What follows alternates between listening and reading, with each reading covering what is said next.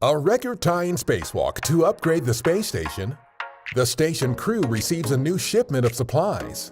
And looking forward to seeing Ingenuity take flight on Mars. A few of the stories to tell you about this week at NASA. On July 21st, NASA astronauts Bob Behnken and Chris Cassidy conducted a nearly 5.5-hour spacewalk outside the International Space Station. They upgraded station systems and prepared the outpost for future equipment to deploy experiments into space.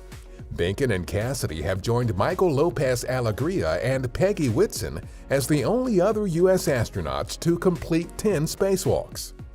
On July 23rd, an uncrewed Russian Progress supply spacecraft launched to the station from the Baikonur Cosmodrome in Kazakhstan.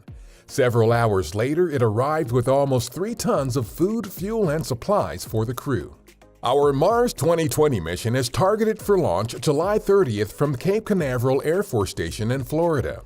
The mission will carry the Mars 2020 Perseverance rover to the Red Planet and the Ingenuity Mars helicopter.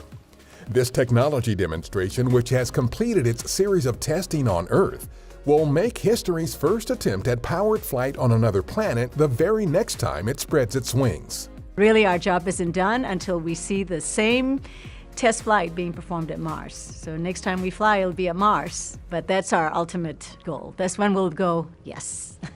You can learn more about Ingenuity at go.nasa.gov/Mars helicopter. This is emblematic of the greatness that comes from these kind of exploration initiatives. Administrator Jim Bridenstine and other NASA leaders joined a July 20th virtual discussion with the Space Foundation. The event highlighted how NASA's Artemis program for the Moon and our Mars Perseverance rover mission are helping us prepare for human exploration of Mars.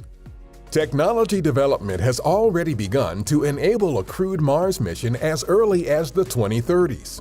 Capabilities being worked on range from powerful propulsion systems to next-generation high-tech spacesuits to pressurized rovers astronauts can live and work in for weeks.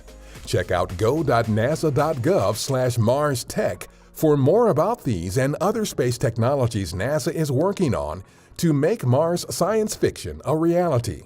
NASA's Planetary Protection Office tries to ensure that missions to Mars and other places in the solar system that might have life do not carry too many spores, cells that could reactivate and transport earthly bacteria. This is especially important for missions such as Mars 2020 that will collect samples for possible return to Earth.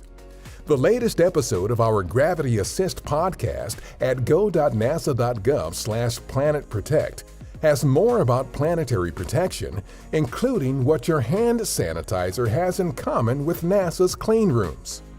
That's what's up this week at NASA.